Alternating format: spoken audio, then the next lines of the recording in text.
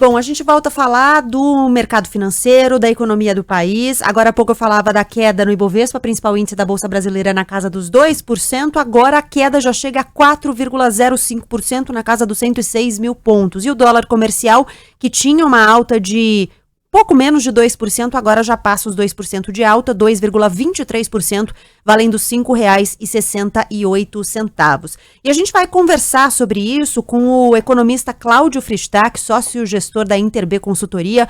Muito obrigada por conversar com a gente, um prazer falar com o senhor. Prazer é todo meu. E boa tarde a todos, né? Muito boa tarde. Queria perguntar o seguinte, eu ia começar perguntando de teto de gastos e por que, né, o mercado reage mal ao teto de gastos. Mas agora a gente tem os índices um pouquinho mais agravados depois do anúncio do presidente Jair Bolsonaro de que ele também vai fornecer um auxílio diesel a caminhoneiros sem dizer de onde vai vir esse dinheiro. Por que esse tipo de notícia assusta, né, o mercado reage dessa forma?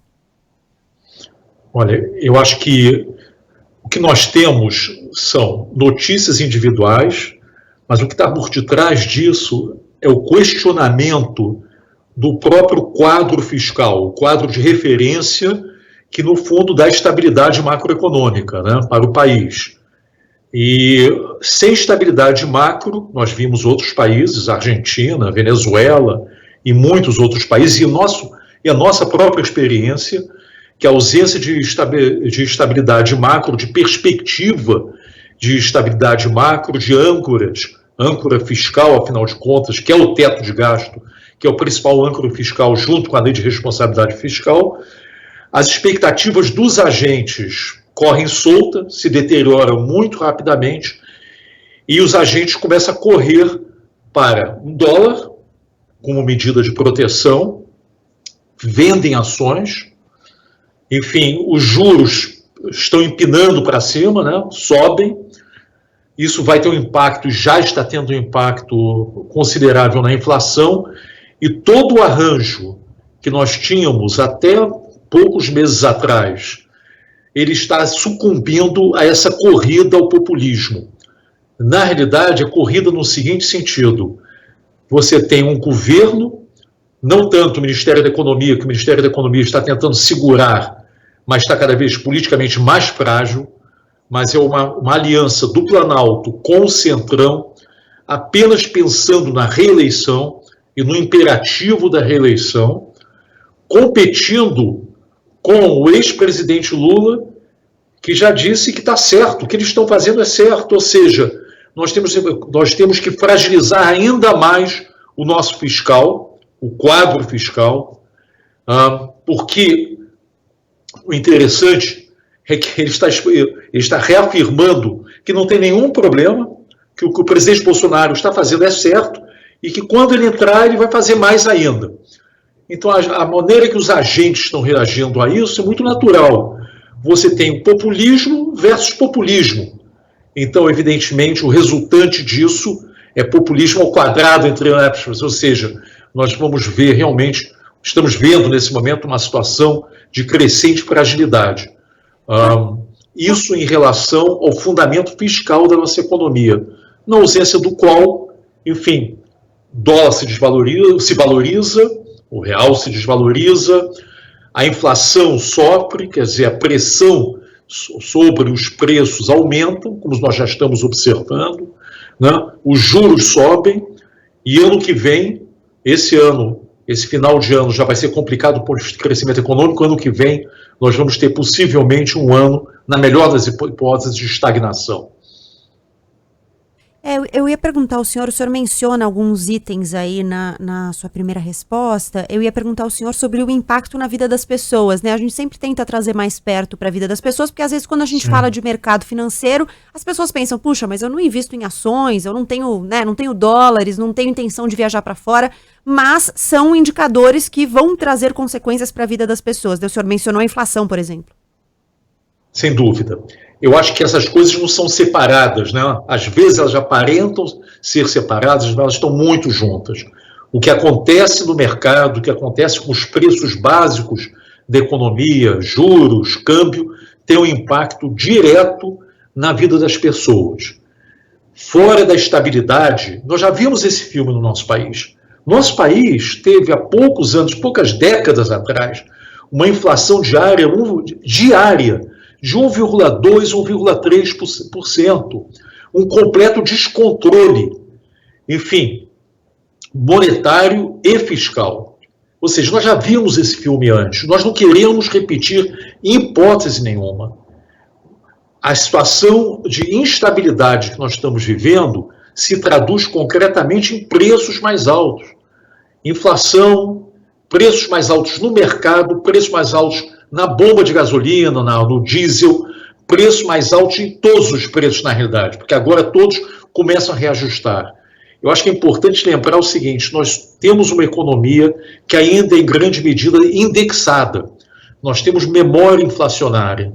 Nós vivemos um período de hiperinflação no final dos anos 80, no início dos anos 90, antes do Plano Real. Com o Plano Real, nós embarcamos num processo de estabilidade e muitos de nós acreditávamos que essa estabilidade veio para ficar. Mas nós estamos vendo que uma política populista é o antídoto, digamos assim, a antítese, da estabilidade. Corrói a estabilidade, corrói a poupança, leva ao aumento dos preços, leva à queda da renda real das pessoas. As pessoas hoje as famílias brasileiras estão empobrecendo. Não tanto por conta da Covid, a Covid, graças a Deus, está passando, mas agora pelo descalabro fiscal, pelo populismo em que o Planalto está enveredando em associação com o Centrão, infelizmente. Bom, então, queria jogar para o senhor a bomba, que é uma pergunta, talvez, de muitos milhões de dólares e de reais. De um lado, a gente tem um país empobrecendo, a gente tem o Brasil voltando para o mapa da fome, então esses R$400 vão fazer diferença na vida dessas pessoas. É a diferença, muitas vezes, entre ter o que comer e não ter o que comer. De outro lado, a gente tem um compromisso fiscal a ser cumprido. Como é que faz? Existe sim uma solução. A solução está na nossa frente.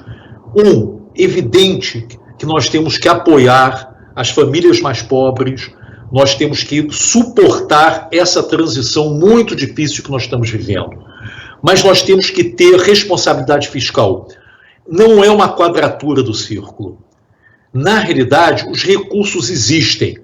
Onde é que estão os recursos? Estão no Congresso, na emenda do relator, nas diferentes emendas. Você tem mais de 30 bilhões de reais de todo tipo de gastos arbitrários, em grande medida, que não são justificados, que são fragmentados, espalhados pelo país, nós não sabemos, sem controle, nós não sabemos nem para onde vão. Bom, segundo lugar, você tem uma série de incentivos que se dá a setores e a indivíduos que menos precisam. Ou seja, o que nós temos que fazer é efetivamente olhar os gastos, cortar os gastos, que são as gorduras, coisas que não são necessárias. Enfim, você tem os gastos com a eleição, são gastos absurdos, com os partidos são gastos absurdos, com as emendas são gastos absurdos, com os incentivos que não fazem nenhum sentido, que continuam sendo dados, seja incentivos a energias sujas, enfim, incentivos sim à própria classe média, mas principalmente aos mais abastados. Então não é que o país gasta pouco, o país gasta mal. Então a resposta a isso é reforma do Estado, mas no curtíssimo prazo tem onde cortar e realocar esses recursos debaixo do teto, sem invenção, sem malabarismos, digamos assim, como ontem, infelizmente, nós estivemos ouvindo da boca do próprio ministro, uma pena, enfim, um ministro acuado, eu diria, pela ala política do governo e pelo Centrão, tentando imaginar formas de atender o teto de gasto e, ao mesmo tempo, ampliar os gastos. Não dá. Isso sim que é a quadratura do círculo.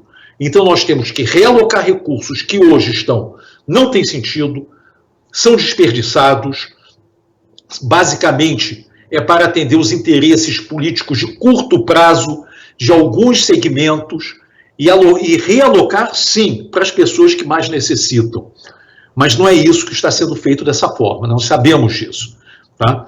Enfim, ou seja, o que o governo não está querendo, nem o Congresso está querendo nesse momento, é enfrentar o problema objetivo de escassez de recursos, de um lado, e necessidade de milhões de brasileiros muito pobres, numa quadratura, num momento de queda de renda real assustadora, rapidamente. E, infelizmente, essa situação vai se agravar. Até porque a irresponsabilidade fiscal que está sendo demonstrada nesse momento só vai agravar a situação, fundamentalmente, dos mais pobres. Isso daí, ou seja, você dá com uma mão e retira com a outra. E você vai acabar retirando ainda mais. Cláudio Fristac, economista, sócio-gestor da Interb Consultoria, obrigada pela sua disponibilidade e até uma próxima oportunidade. Até a próxima, muito obrigado.